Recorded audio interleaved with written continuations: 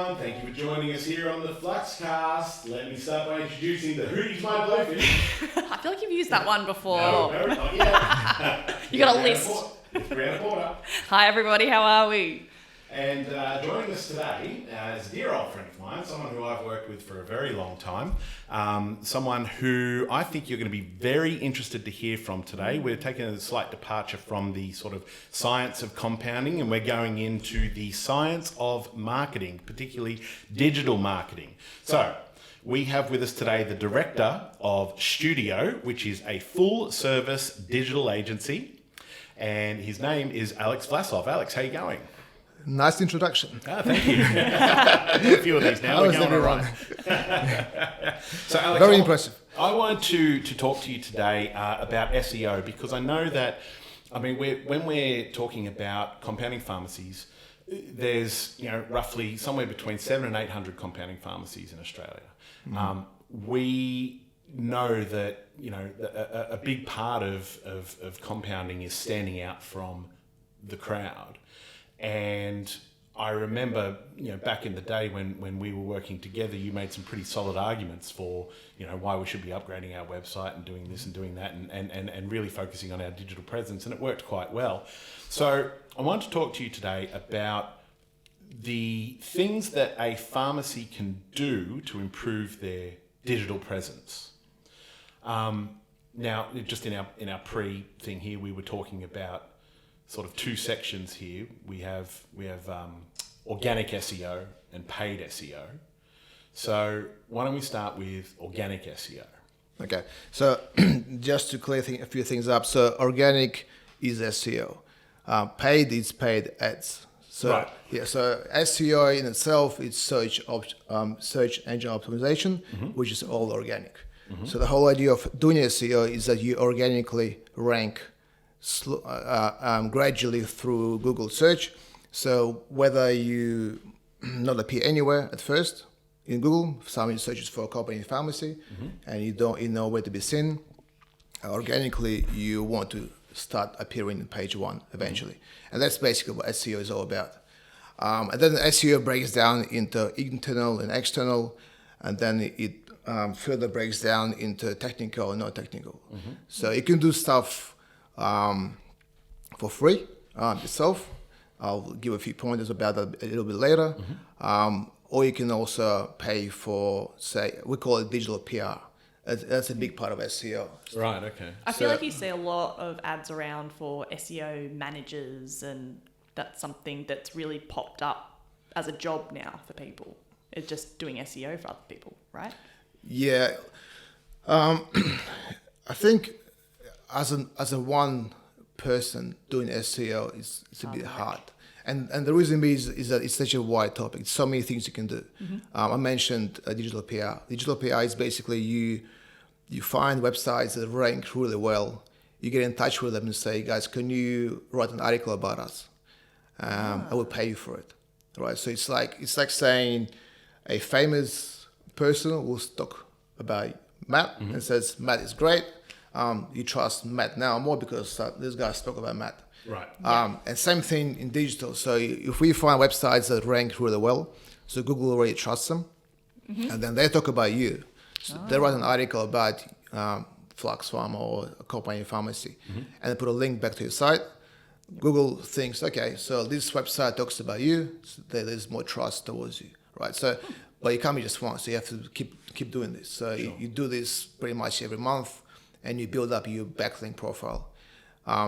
The only thing is, unless you have good contacts in the industry who will do it for free, you have to pay them, right? So you write a good article, so the article has to be written well, mm-hmm. firstly, yep.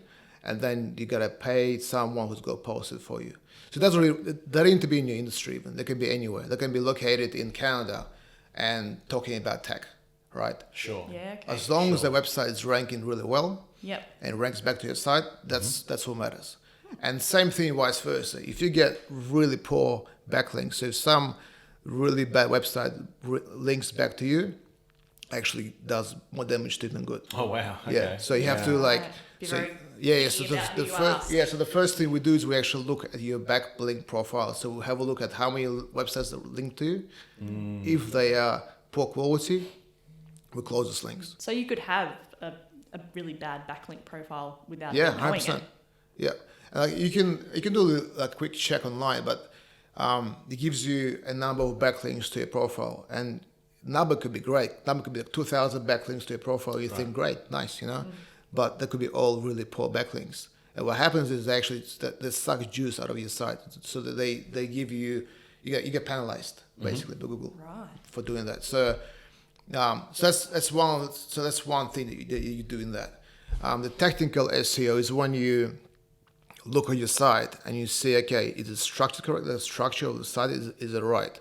So the actual page names, the structure of your menu, is that right? You can look at your competition and who's ranking well. You can compare yourself to them and see they're ranking well, which pages rank well, which pages don't rank well. Right. So you can do that.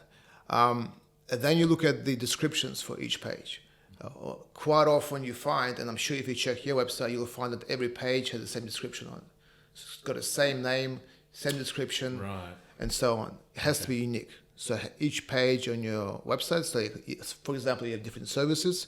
Each service must have a unique name and unique description on that page. If it doesn't, then Google just thinks it's all the same thing. Because you have to understand, Google doesn't, it's sort of like us. We don't see it the way they see it. They see the back-end descriptions. That's for them talking, explains what the page does, apart from content, of course. Yeah. So they kind of look at various patterns of your site to figure out what you do and how to rank you. So that's the technical part. It's more to it, technical part, but this is just like a sort of the surface part of it. So you gotta get that done. Website speed, image size, all that stuff matters as well, because Google gets really strict with. When I say Google, it's not just Google. It's Bing as well. It's all that. Just Google is just big. I think Google's like 80 or 85% of the search market. So it's the biggest one. Yeah. I think like a couple of years ago they were saying Google's going to pull out from Australia. I remember that. Yeah. So a lot of people, like, we start stressing out, be like, bloody hell, we gotta start using Bing, And we tried, and it's still the same. Yeah, and Yahoo, like. Does Yahoo still exist? It does. There's like Bing and Yahoo. There's a very small But Jeeves, does percent, Jeeves still exist? but it's still there. Which one? Ask Jeeves. What the hell is that? No.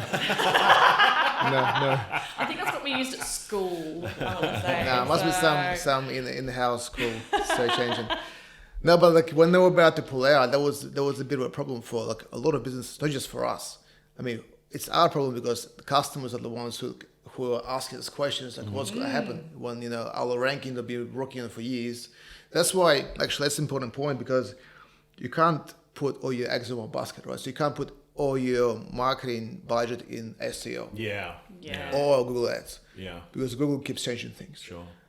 For example, I was saying to you guys before, Facebook keeps changing the way the dashboard looks. Yes. But they also change the algorithm. So, for example, if you, I know I'm jumping into Facebook ads here, but just quick point. A couple of years ago, if you run Facebook ads on Facebook, you get pretty good results. Right now, it's much harder. It's much more expensive. It's much harder. So what works right now is chatbots on Facebook.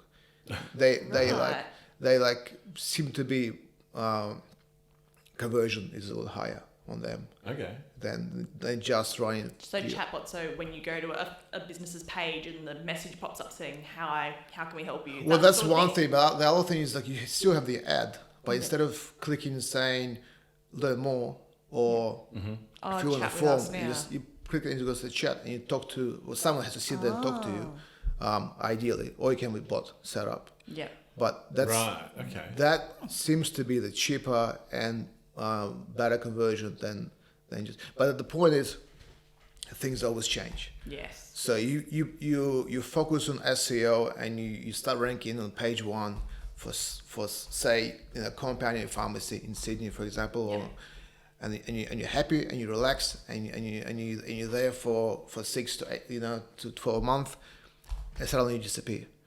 And that's the other thing you have to, like, when you have someone doing your SEO, they have to be always reading the latest news that comes out from the search engines, Yeah, 'cause that's why it's harder for you to do it yourself, because you'd have to be, well as doing your main job, you'd have to be on top of SEO trends and all of that sort of thing, and changing it as it changes. It changes all the time. I mean, it changes like now, like twice a year. There's a major change, maybe like once every couple of years, and there's minor changes. But those minor changes can really affect you. Like you can be kicked out from first page, and you'd be wondering what happened. Yeah. So you have to be proactive. So you have to be, okay, this is coming. What's actually happening? Let's start changing. It's never 100%. Like it's like any marketing. It's never 100%. But at least you'll be prepared a little bit for it. So do you know how far in advance do you know that those sorts of changes are coming? I mean, obviously we know that they kind of spring some of these things overnight. But there's always, like, if you read all the forums and stuff, there's always rumors about it, and there's speculations of what's actually going to change. It's like new iPhones coming out, what's actually going to change. Yeah. So you get leaks, information gets leaked out. Sure. But there's also official Google reports that come out that say, okay, this is what's going to happen. That's what we're changing. But they never tell you exactly what's changes. They give you an overall kind of idea what's changing. Because I can't tell you what this is the algorithm, because I can't tell you this. Look, the thing about Google, they don't want you to rank organically, because they want you to pay them for it. Yeah. So they want you to do Google Ads and Google Merchant and so on. So, I mean, they change things because they want people to get a better experience, like everyday people to find things better. That's the whole idea of search. Otherwise, why would you use it? Yeah. But at the same time, they also don't really want you to, because smart marketers find smart ways to trick the system and rank you, right? And Google thinks, okay, look, you figured this out for us, but this website is not really what we want to be on the front page. So they start changing the algorithm to not just to piss you off. It's just because they realize that some of the results are not really the ones that should be shown for certain search. It's kind of using the marketers as a identifier for where they've got gaps or where they might have, there might be a leak in their systems. No, it's kind of like trench warfare in World War One. The one side gains a bit of ground and then they fight them back, and then they gain some more ground and then they fight them back. You get some famous SEO specialists actually very close with Google. They can't be obviously openly mates with them, but they always kind of hanging out with them, and they have blog articles and so on, talking to, because they up there, they have contacts in the industry, and they're kind of working together, because that's the whole thing. Like you can't just, it's not a fight. Like you're still working together. It's just like for us, it's always a challenge to do that. To come to jump in there and try to find out what's the latest change. Yep. Compounders are joining Flux and reaping the benefits of our expertise in quality management in compounding pharmacies. Having your pharmacists join Flux means that you will be on the same page when it comes to quality assurance in your pharmacy. The first module is all about compounding documentation and lays out exactly what you need to comply with regulations. It also includes free templates of those documents for your use. Pharmacists across Australia are already making quality their competitive advantage. You can join them for just $49 per month. Each month, you receive explainer videos and notes drilling down on a particular area of quality assurance. So what are you waiting for? Visit fluxpharma.com.au and begin your journey towards better quality management. Now, let's get back to the show. When we're talking about your organic, I mean, obviously there is. We've just talked about the backlinks and things like that. What else is there in that realm content that someone can do? Content. Yeah. So, like for example, what you can do for yourself is, the first thing you can do if you want to do it yourself is just register yourself on business directories as many as you can. Right. So there's probably 200, at least 200 of them. You can Google top 100 business directories. It gives you a list, and just go through them. Register yourself for all those business directories. Ideally, use the same contact details, but try to change the description each time a little bit. Okay. Because the description gets picked up because you'll be using different words, different phrases, right? And people will be searching for you by using different words, different phrases. So the more you change it around, the better it is. Okay. The contact details have to be the same though. Yeah. Right. Okay. Because Google also It'll link it back to those same details. yeah, Google crawls all the sites and it picks up the information, and sometimes they even send you a notification say this is your detail, like this is the right contact details for you, because maybe they picked it up from somewhere else and they're not sure which one is the right Yep. one. So that's the first thing you can do. The other thing you can do is content. So you should have a blog on your site. Doesn't need to be a blog, it could be a news page, could be anything you want to call it. But regular content on there about your services, your products, something in your industry. I know in the pharmaceuticals it's pretty tricky. There's a lot of things you can't say. A lot of things to be very careful about. So, but overall you can still talk about not specific, use cases, but just overall things that people will be interested in. You can talk about services. You can talk about. Yeah, look, I mean, I've always said that you can talk about product, you just can't put a link to sell it, right? So you can't say it's going to fix you. You can't say it's going to cure you or anything. That's right. Yeah, but I always say that so long as you're putting out reference material, like so the idea is you're not talking about your testosterone cream. You're talking about the benefits of testosterone supplementation. Yeah. And then, there's nothing they can ping you for there, so long as you reference all your materials. But that sort of content would be excellent for blogs, I would imagine, because that would start pushing you up the rankings. The more and more you can do with that. Yeah. So with blogs, there's a couple of things you have to think about as well. So ideally, you want to have about 3 a month or so. And the reason being is that you want to have your website fresh. So you're not going to add new pages on your website all the time. Yeah. But blog articles is a good way to do it. Sure. The other thing is we usually do the research on keywords and topics.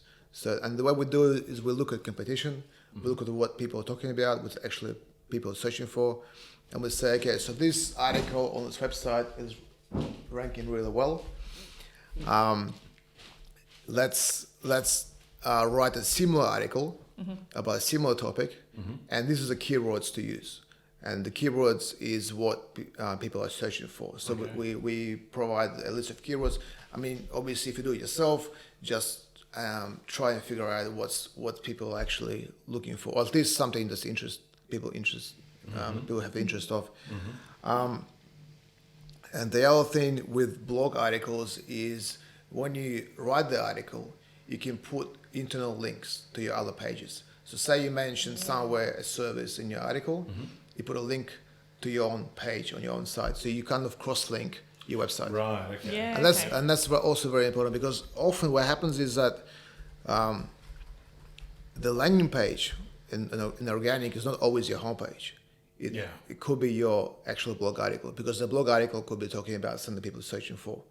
So someone so they've searched it and they've gone straight to the blog, not to your actual homepage. Yeah, how do you what's the best way to help your back pain or something, for example, right? And the article talks about various things about back pain, and then links to a page which is more specific about your products or your services. And Google likes it, so Google kind of gives you that little sticker for that. So, okay.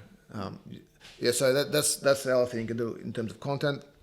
I mentioned earlier digital PR, so content on other websites. Yep. That's a bit tricky because you need to figure out who.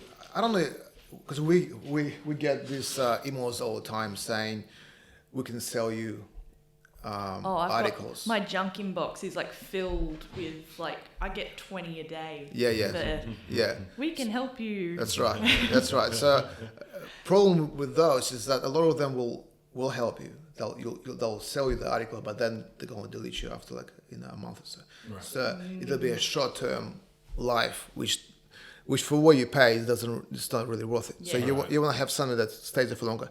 Short-term is okay if it's something very, very big, like some big events, a big website mentions you somewhere, gives you that boost straight away. Yep. But then they delete you because that's what they do. But at least you get that boost initially, so you get something out of it. Depending on what you're looking to get out of it. Those lower end, cheaper websites, I mean, they usually a couple of $100 to buy a one-off article from there, roughly. They all vary. It could be a few $1,000s too. But they're the ones you want to stay on for a long time, because they're not gonna give you that boost straight away. It's ongoing. You have to, it might take a few months before you really feel it. So if they're gonna delete you in a month time, then it's kind of waste of time, money. I'm just thinking, what else we can do? Well, can we talk about socials? Yeah. The Facebooks, the Instagrams, all that sort of stuff. Socials. I mean, there's a couple of things you can do. I mean, you can do just ongoing posts, so you can be very active. When we were doing marketing for us, like back in the day, Facebook and Instagram they were just kind of still fresh, right? Yes. So it there wasn't much on there. Yeah. You put up a post, people see it. Yeah. You get like 20 followers on your page. Majority of them see a post. Yes. Yeah. And now you can get 2,000 followers, and you're gonna get maybe like 3 to 4% who actually gonna see your post organically. Because they want you to buy it. Yeah. No one's gonna see that. Yeah. Plus, it's just so much stuff on there. Like it's just. You can refresh your feed every 2 minutes, and there's a bunch of new stuff every time. It's always there's so much stuff happening. on Facebook, and it's a lot of information. So to be organically seen on Facebook is very, very hard unless you're a very popular page. So unless you have a lot of interaction with people, so you get a lot of comments, a lot of likes, people share your posts all the time, then you're gonna pop up a lot more often. But if you just post once in a while, or even if you post every day, and you get like 1 or 2 likes, you're not gonna really get anywhere. So the only way you can do it is a free way to do it is you go to a whole bunch of groups, which are in your area of expertise, and you share your article, and you make it so it's interesting for someone to read. So you don't spam. You make it so it's like, okay, here's the topic. It takes a lot of time, but you look at the topics that are being discussed in groups, and someone's talking about this. Go say, by the way, here's a good article, and you link it back to your page. So that gives you some interaction for free. If you do it a lot and you get a lot of big audience, then you eventually start ranking well on social. The other way is to pay for it, obviously. So you kind of boost your post. Don't throw a lot of money at it. It's just to get a few more eyes on it. So you can either boost it to your audience, to your current audience. So you can say you have 1,000 followers. You can have this 1,000 people see it. Not everyone's going to see it, but a big chunk of will see it. Or you can choose your audience. You can choose audience based on whatever location, age, and so on. Yep. I mean, depends who your followers are. Your followers could be not your target market. You could be just friends of friends, or like some bots who followed you with some, Yeah, that's it. Could have bought them some, like you used to be, everyone used to buy, likes. From click farms. $10 to 100 likes, and you go, okay, let's spend $100 to get 1,000 likes, and you think you're awesome. But the thing is, like, people have, like, they just fake profiles, most of them, so you don't really get anything out of it. The only thing you get out of it is to look good in front of someone. Looks at your page and thinks, okay, someone that lands on your page. They think, organically. They have so many followers. But when they see your post and there's not much happening there, it's usually because they're either fake followers or you just don't do enough. Like we don't do enough ourselves. We do it for our clients. We focus on SEO for us, but social, we just, like I was telling you before, we're just starting to do it now. We're just starting to run some ads and start doing. I find that's always the way with a lot of service companies, that you do so much for your clients and you tell them you have to do this and you have to do that, and then you don't do it for yourself because you're busy doing it for your clients, and you spend all your time on your clients rather than your own. So we're now, I mean, we always invest in SEO.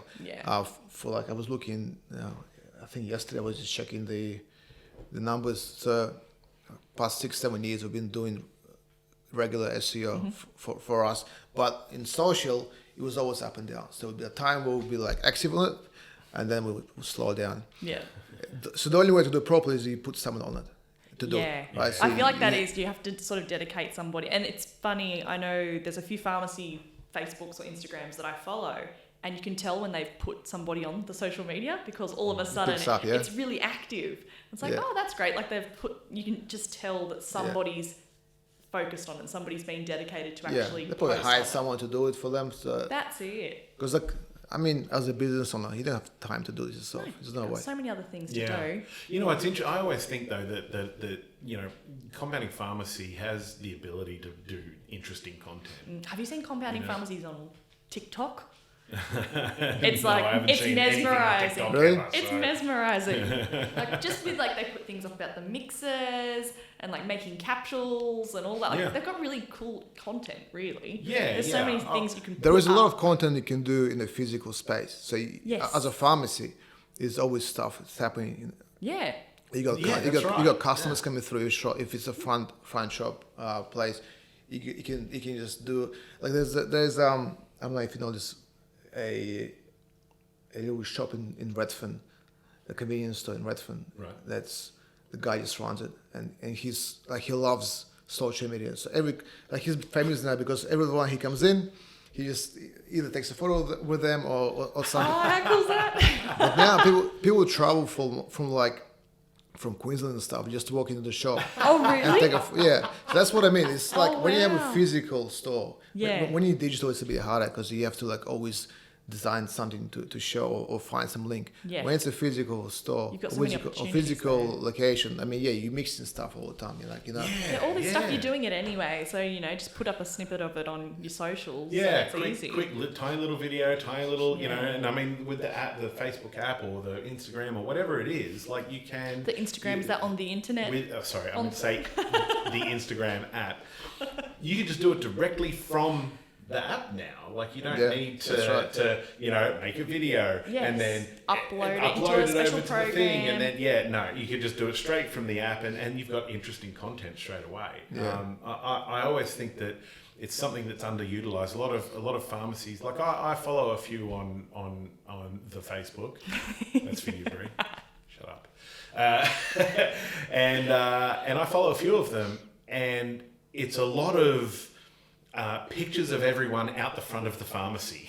Right? Yeah. There is a lot of that, isn't there? Yeah. And if it's a special day, it's them with some balloons. Yeah. Which I think it would be much better to see them having a person mixing a cream, using the mill, having an unguator going, making some capsules, all that sort of stuff would make for some interesting content. Our marketing, like our social advertising guy in Sydney, like his thing is he walks into a business and he finds a personality. So he looks for people who are not like just regular person, a little bit funny. Right. And he goes, okay, you're gonna be my star. And he films them and he makes them do stuff because that's you grow the personality for a business, and then people recognize you and then they want to come in there and laugh at you because it becomes a much better experience, not just like a typical kind of boring, like posts. Yeah, exactly right. It becomes like people want to interact with it when they see it. When it's just a regular post, it's like, it's cool. It looks nice. You might put a like to it, but if you want to get interactions, you need to be engaged. You need to engage people a little bit. It's harder. It's harder to do. I mean, you kind of need to break your usual, Go. It can be slightly uncomfortable. Yeah, exactly. But some people are very good with it. I mean, he finds I could people. see all three of us trying to avoid saying the pharmacist is not the most interesting person in the business as well. Oh, no. I know, you'd be surprised, man. You'd be surprised. Yeah, that's true. Look, that seems like a good point to move on to the paid sort of features that you can go down there. Okay, I'm just gonna have a look what I have here. So paid. So paid, so you can do Facebook paid, obviously, Instagram paid. You can run ads, and I mentioned before you can run ads, so it's a chat instead of. So you can do landing page. So basically, a landing page on your site. So you can drive traffic to there. You can drive traffic to just a form. So literally, they don't leave Facebook or Instagram. They just form pops up. They fill it out, name, email, address. I get sucked into those a lot. Could be like a question like, what is, how can I help? And give you multiple choice questions, answers. So they need to type anything. They literally just boom, boom, boom, click, off you go. You get a lead in your inbox, call them, email them, whatever. Or you can do a chat. And chat, you need to be a little bit more active. So you need to be, I'll actually check if we, it's funny, I'm talking about it, but if we get in chats right now, I'm not answering them. Yeah. Yeah. Look, I imagine that that's something that you'd probably want someone pretty competent on too, if you're talking about chat from a, for a pharmacy. Yeah. That's something you definitely. But that was always our thing with pharmacy. We remember we were going to chat on AC Pharma. Yeah. When I did, because it was like someone used to be first to respond, and secondly, not to say the wrong things as well. Yeah. You need to be pretty careful. Yeah. So I think you can do like, I guess, some kind of a disclaimer, so we can't discuss certain things. Yeah, you've got to be careful about health questions. It depends what you advertise. Again, if you're running ads, right, and you're running an ad for something specific, there might be some answers already in there. Mm-hmm. If it's a chat, there might be some pre-filled answers there. Yeah. So you're kind of driving people to a certain point. So obviously, if they want something more specific, you say just give us a call or whatever. So it's not going to be discussed on chat. Yeah. But if it's a specific service or product you're trying to advertise, then I think it should be fine. I know with like Woolies, for example, they have Olive is their online chat thing, and you go on there and they say, "Oh, hi, I'm Olive. I'm the support person. Tell me what you want." And if they don't have the pre-filled answers, then it goes, "Actually, I'm going to have to put you onto a human now because I don't know how to answer that's a your chatbot. question." Yeah. Have you ever tried to set up a chatbot? I feel like we have something on We our... have something. We have a chatbot on ours, but very minimal. I was going to say, I feel like there's like maybe 1 or 2 questions that the chatbot can handle, and that's about it. Yeah. So, but it's got to be exact with the chatbot, because at the end of the day, it's a computer. They give you so many options. I look at them like I don't want to do it. You'd rather just talk to the people straight I'll it's just chat. easier. Yeah, I feel like for some things it is like, I guess for a pharmacy, if somebody was on there trying to figure out what time the pharmacy was open till, that's something you could put through a chatbot pretty easily. Okay. Like, those sort of questions and everything would be... Yeah. So the other thing is Google ads you can run as well. Yep. With them, I mean, they're the ones that pop up at the top of search usually. So if you search for something, the first couple of results is Google ads. Then it's the maps. That's why maps is important. And then it's your organic results. And then sometimes at the bottom of the page as well, you get some ads too. So the Google ads, there's a few ways you can do it as well. So you can either go to landing page. So you have to, and the thing is, I did a search last week for companion pharmacies, just to see what's happening there, right? And the results came up at the ones they're paying for. One of them had a 404 page when you click on it. Oh no! Wow. The other one had a page which was, it was like a page that had nothing to do with the topic itself. It was just, so I think it was set up a while back, and I was going to say it comes back to having somebody who's on it constantly, who's updating, but it's not changing. just sitting there getting billed for that, right? of course, Wow. they're still paying for it. So, if you have to always keep an eye on it. At least, like, it depends. Like, we have some customers where we have to always change it because things always change. And you kind of throw in money out down the drain if you're doing that. So, and some clicks are pretty expensive. I'm not sure about company pharmacy clicks, but some certain topics are very, very expensive. Like, we did a search for Magento websites, which is it's a way to build e-commerce stores, right? Right. And the clicks for us, if we were to run ads, were between $27 and $98 per click. Per click? Right? Yeah, per click. Holy moly. So it's very expensive, right? So obviously think twice before doing that. So I'm guessing pharmacies, hopefully it's a lot. It's usually around $1 or less. Okay. And if the ad is set up well, it's cheaper. So Google knows if your ad is not set up well, it'll cost you more. Sure. Really? Yeah. So it's like, for example, if your ad talks about a specific topic, service, or product, and then the landing page talks about something else, you get higher cost per click. Okay. Because Jeez, Google is really judgy. well, like with the SEO and saying this is a good website that spoke about you, this is not a great website that spoke about you. If you think about it, right, it's all about giving you as a consumer good experience. Yeah, that's it. Right. So if you click on something and you expect to see one thing, you get there it's something else, then you have a better experience. And they blame Google, not the people that have done the link. Of course. So Google gets blamed. Obviously, like, whatever. You can blame them if you want. Yeah. But I mean, obviously, if say they didn't care about this, right? If they just let it run the way it is, eventually, you know, Bing or whatever would just do something about it, so they have to be always in the ball. So basically, so landing page is one thing, and if you are running ads, just check.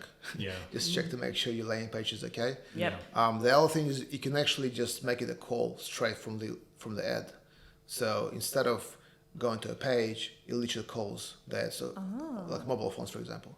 Right. So you see the ad, you click on it, and you call the pharmacy straight away. Yeah. And then you kind of save time and money of not doing landing page, and you get the person calling you straight away. Yes. And in the data, you can see it. So you can do analytics, and you can see all the data. You can see how people interact with the ads, which ones work better. You can do like 2 ads, one for calls, one for a page, see which one works better, which one's cheaper, which one has better conversions, and then figure out which one to put. Yeah, but otherwise you're going to be throwing money on one thing and then just not getting anything out of it.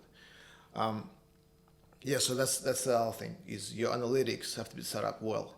Analytics, it's Google Analytics, which is free. It's free, but so let's talk about the measurement of all these activities, because that's something that I know that all these pharmacy brands that are listening now are going to be interested in hearing. So Google Analytics you can set up for free, right? Yeah. So Google Analytics is set up for free on your site, but you can do things like conversion metrics and stuff on it. So it's a little bit more complicated. So you can figure out where people drop out. That gives you some data already for free, but you can make it a bit more in depth, especially if you have an online store. So if you're a pharmacy with an online store, you won't be able to see at what stage of the process people will drop out. Like you could see like people like me that fill their cart and then get to the point and it's like you have to pay $12 in postage and they go, no thanks. So could be the price, it could be just the way it's laid out. So maybe something's not really working properly. User experience is not great, so that they just leave. So you want to be able to see that, especially if you have a lot of people who get to a certain point and then they disappear. So you want to track that and have a look at that point in the process and what's going on at that particular point. So you can set it up on analytics as well. So it's a whole bunch of things you can set up for free. That's the good thing about it. It doesn't cost you anything. It just needs to be connected to your shop and to your ads. With any advertising online, comparison to doing mail outs, physical mail outs, you can see who is clicking, you can see what people are doing what, and that gives you data to sort of to analyze and to change, right? So that's where, like, for example, if we do SEO or anything at all, or Google Ads, there's a monthly report. So a monthly report gives you all the data. You can have a look at it. I think most of our clients never even open the reports. But the ones that are doing really well, they're okay. The ones that are not doing so well, usually jump on a call and go through and figure out, like, are you getting phone calls? Are your phone calls on the right topic, or are they calling you for the wrong things?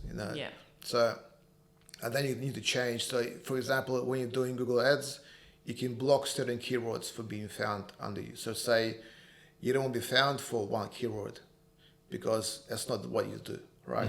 But people keep calling you about it, or people keep messaging you about it. So you can block it. So if anyone is searching for this keyword, they're not going to find you for it. So it's called negative keywords. So you can add it into the system. So you can use keywords both ways, by blocking and promoting.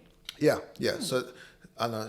Say you don't do compounding. Say you're just a pharmacy, but you don't do compounding at all. So you can say compounding is a negative keyword. So if they're looking for a pharmacy, they'll find you. If they're looking for a compounding pharmacy, you'll not pop up. So that's one example. But there's obviously other things you can do. Yeah, definitely. So you do that once you look at the analytics, because you can see what people are searching for, how they find you, why you're paying for clicks, which really nothing to do with your business. At Flux, we've been in compounding pharmacy for years. We love the industry and we want to see it grow. That's why when you join Flux, you have access to businesses and services that can enhance your business and personal experience. Like Shtudio, a digital agency run by today's podcast guest, Alex Vlassov.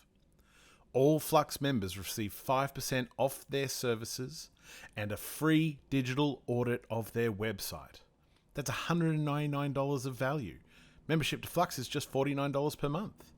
If you choose to take this service up, you've just offset the cost of your specialist compounding CPD.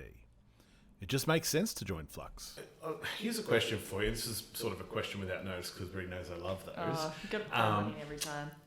Tell me about, let's say a client, a pharmacy, calls you up, Alex. I want to look at what you can do, because sometimes that can be pretty daunting, especially if if this is the first time you're hearing a lot of these words, is listening to this podcast. So. Yeah, I know. I'm trying to be not too technical. Sure. But some people might look at that and just go, "Oh shit, it's too hard. I'm not really interested in it."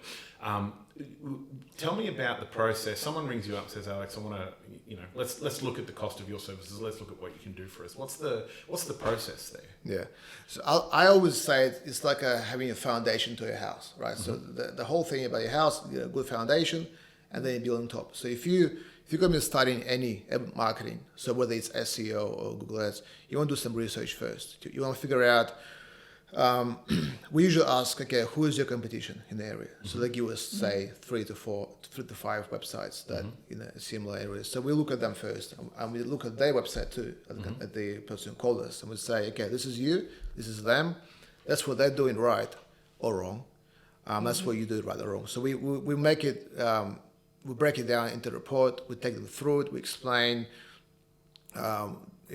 Maybe there's backlinks, maybe there's structural issues, maybe the website just needs to be updated. And for example, if you're running ads and you're doing SEO, but your website is really crap, people will just go there and drop out because they don't find they might think that you're not up to date, you look too cheap, or you look too expensive or whatever. So you want to make sure that it's all kind of you're hitting the mark with your everything flows, right? So not just like one thing flows into the other. You got good marketing, you got good website, you have consistent visuals across your social, across your everything else. So it's you get pharmacists, not just pharmacists, you get a lot of businesses where they have one logo on the social media and another logo on the website, but there's no consistency. So as a person who's trying to figure out, do I use these guys or somebody else, you kind of you go somewhere else because you just don't recognize them. You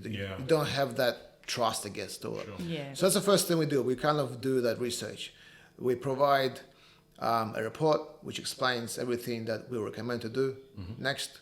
Yep. And that's usually the foundation. So we fix up the website if we need to. We give them a whole list of things that they can do themselves, or we can do it for them. And that way, when they start marketing, they have some idea of where they've started in the first place, so they have something to compare later on. And secondly, they can see where they stand in terms of the competition in the marketplace. Yes. So maybe they're doing really well already. Maybe they know where to be seen, So, and that's pretty much just the beginning part. Okay. Once we go through all of that, we usually do a proposal saying, okay, that's what we recommend to do. Okay, so not everyone needs SEO. Not everyone needs paid. Sometimes one or the other can be too expensive, or it's just not worth it. Depends on the business. I mean, in pharmacy, one thing I think I mentioned earlier is Google My Business, which is local, which is free to set up. Everyone should do it if you haven't done it. That's where you get all your reviews. That's where you get people messaging you as well. Okay. So we have a client actually also a pharmacy. Like we have connection to all the businesses, Google My Business, because we manage it, right? So if someone messages a business asking a question, we get a message as well. Right. Yeah. And we tell the business you have to get the app on your phone because that's. So it'll pop up and say, "Hey, you've got a message." Yeah, of course. And then I mean, people are lazy. They don't want to call. Yep. If they can message you, they'll message you. If you're on Google My Business, the message feature is there. Yep. So they can either call you, message you, or go to a website. Yeah. So if they message you, they want to be able to respond to them. Yes. So that's very important to do. So if you're going to be doing I guess it's like with marketing. anything. If you say you've got a service, messaging being a service in this case, you've got to do the service.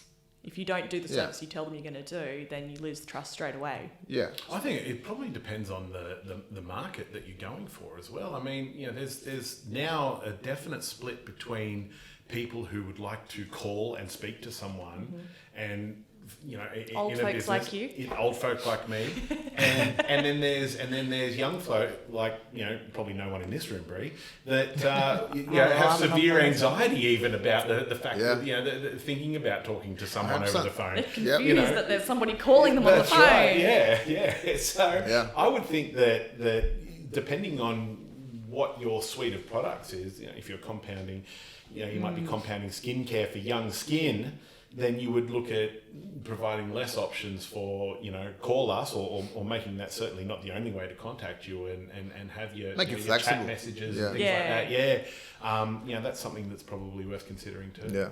Yeah. Definitely. And I guess try to be consistent too. I mean, if you're offering too many options, like we had a meeting with a client last week, and her website had 3 chat options. Just the website. So it was so it was a Apple chat, Facebook chat, and it was the original website. Anyway, so it was too much, right? So you want to make it easier for someone. To get in touch. Too much choice is sometimes an issue. Yeah, so Google My Business for local pharmacy, that's the most important thing. I showed you the stats before. You can see literally where people find you. You can see how many people come from. That heat map was really cool. Yeah, so you can literally see the suburbs around you, where people find you from, who called you from there. You can see how many people drove to your office. Like because it shows you how many people found you on the maps and drove to your location through the maps. So it gives you all the data. And that's very good. I mean, it's clear, and like it doesn't cost anything for a business, but for Google My Business to pop up in the results, you ideally want to get some reviews. Okay. That's the first thing. And then there's a whole bunch of different things you can do on there as well. There's Q&A section. So you can write question and answers there. Like a frequently asked questions. Yeah. So imagine someone is asking usual questions to you.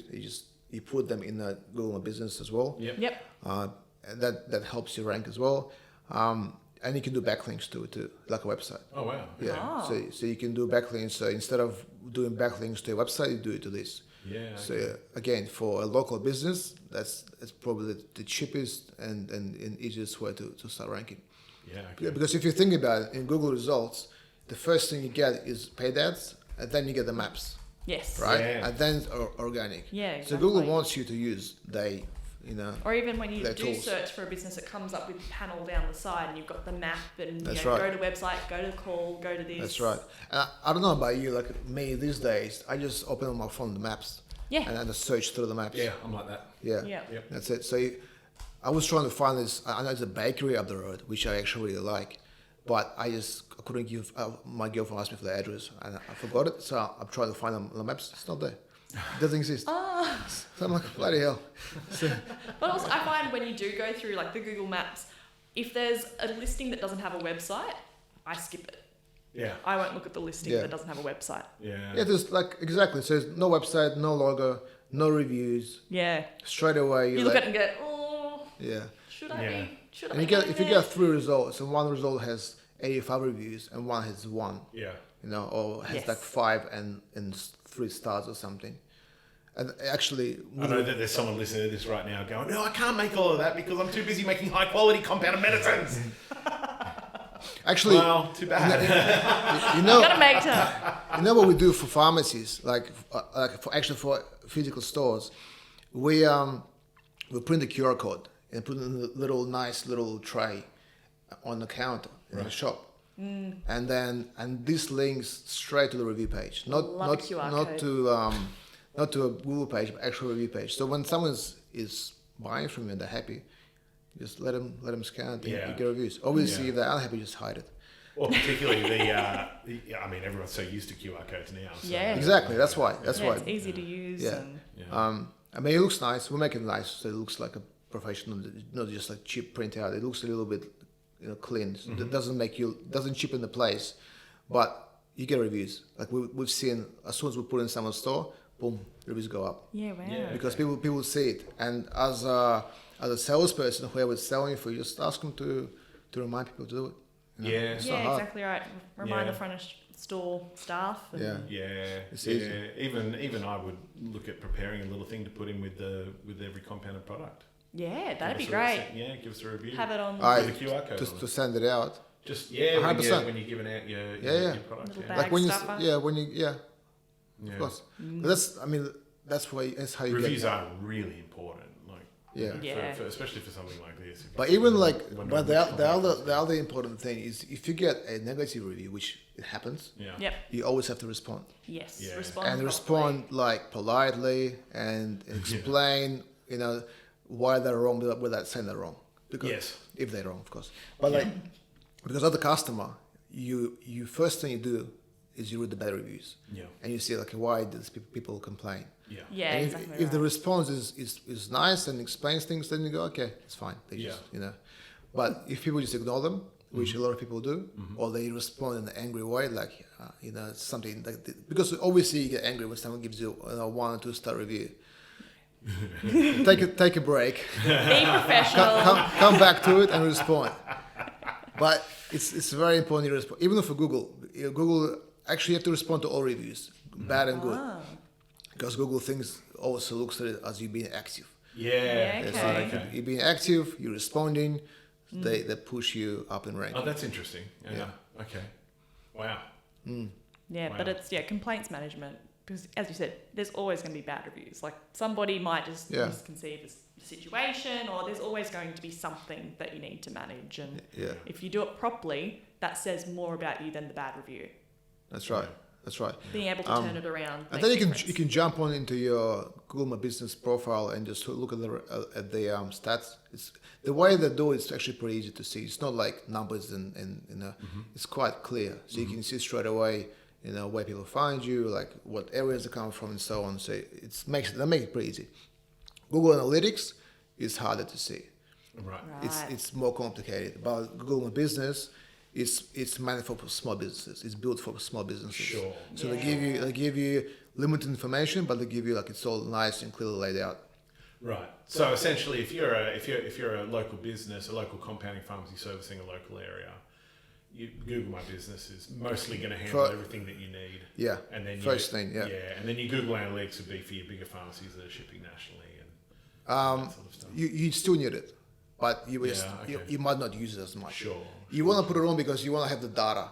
Okay. So say in a year's time you want to start writing some ads or something or doing some SEO, you'll have the data already in there. The later you put it on, the less data you're gonna have. So you want to put it on as soon as you can. Yeah. Okay. It's easy to put on. Yeah. They give you a little code snippet, or they give you like a plugin. You can do through a plugin. If it's depends on your site. It depends how your site is built, but usually it's pretty easy to install. Install it, just leave it there. Yeah. Just make sure you have access to it. Yeah. Okay. Yeah. All right. So we were talking earlier, and you said that you would very kindly provide us with a sort of sample report. Oh yeah. Yeah. That Shtudio does for their clients. So what I will do is I will take that and I'll put it in the show notes for this podcast so that you can get a look at it and see what sort of things are being measured. I'll add some notes to it just so it explains a little bit better. Yeah. It's basically what we usually do is we like to compare results. So if say we've been doing the marketing for a year, we say okay, that's you last year, that's you this year. Just explains. It just explains like have you grown and how much have you grown. Obviously, if you haven't grown, something's wrong. Something's not right. Yeah. The growth part is the key indicator, really. Of course. Yeah. So everyone who throws money in marketing, they want to see like why they're spending the money, right? So Yes. if you spend the money and you see no results, and you might think there's no results, like I was saying before, that I thought there was no results, but when you look at the data, you can see that, hang on, if I didn't do this, I would get this much less customers through the door. Yeah. That makes a big difference. Yeah, exactly right. Seeing the actual evidence of what's happened makes a big difference. Yeah. So I guess one other thing you can do is influence marketing. You probably heard about influencers. Yeah. So influencers is obviously someone who's got influence in social medias. They've been doing it for a long time. They have like 100,000 followers, and they can run ads for you. So they, depending on how popular they are and what the stats are, because you have to ask them for the data. Sure. Because the coverage is bought. Yeah. They charge you different amounts of money. Also, it comes down to whether it's good for your industry or not. Yeah, So- you've got to be careful with influencers and social media marketing in that vein with pharmacy, because the TGA advertising code that was released last year, they've actually They gone. changed it and put. They've actually gone into influencers in Oh, really? the TGA Yeah. code. Yeah. Oh, wow. Okay, there you go. So, because there's they talk about the difference between testimonials and endorsements. So I think Yeah. testimonials are okay, but not endorsements. Okay. I think. Don't quote me on that, but You know what I mean? In my look, I would say give that a miss even. You know. no, you know what? We'll put in the comments in the link. Yeah. There is actually a really good webinar from the TGA around that. Oh, okay. That explains it. We'll so put that in the, we'll put that in the description, yeah. we'll put that in the description too. Yeah. But To me, that just seems like a bit of a razor's edge there, because it's because if they say something on your behalf, standing on the beach in a bikini or whatever it is that they're doing, then you're the one that's going to get done for it, not them. Yeah, That seems really. 100%. That seems like really. I think worrisome to it me. works when you have a product that's not pharmaceutical grade, so Yeah. and they use it, like right? skincare. Yeah, or- They use it and then talk about it. You can do that. Oh yeah, anything goes with that. Yeah, but Yeah. they can't really. Yeah. It just seems. Yeah, it seems like a It's good very problem. unusual that you get the heebie-jeebies about something that I don't. That's right. That's very unusual. Yeah. Well, Yeah, but that's true. I mean, in marketing for pharmaceuticals, you need to be very careful what you do. You need to think about what can't say. Yeah. I don't know. I think the rules maybe can you advertise compounding? no, we talked about that the other day. Yeah, I you don't can't. think. Yeah, No, that's I what I think thought too. Yeah, I don't think the rules have changed at all. Yeah, No, yeah, no, I that's don't think all the rules same. have changed at all, and you might want to send this to that person that you were speaking with. yeah. I did mention it, but yeah. Yeah. No, that's fine. Look, I think we've covered a lot of good ground there. So we might leave it there. Now, Shtudio is a Flux supporter. If you're curious about what a Flux supporter is, there are several businesses out there, and we're adding more all the time that are interested in reaching the compounding pharmacy market, and Shtudio was one of the early ones to come on. And if memory serves, I believe that all Flux members get a 5% discount off Shtudio services. Yep, and we also throw in a free website audit. Oh, and a free website audit. Fantastic. Yeah. All right. So, nice. another reason why you should join Flux there. You can get in contact with Shtudio and claim your 5% discount and free website audit. Is there anything else you want to plug there, Alex, before we go? Not really. Our website. Yeah. I guess. What's the website address? Shtudio.com. It's hard to spell. I'm not even gonna try, but you'll find us. Just type in Shtudio, you'll find us. It will pop up Yeah. first, hopefully. Because they've That's got great wonderful. SEO. Yeah. Well, look, I mean, one thing that's worth mentioning here, is sort of a bit of a free plug for Alex. I mean, Alex has been working in compounding pharmacy marketing since 2005. Is that right?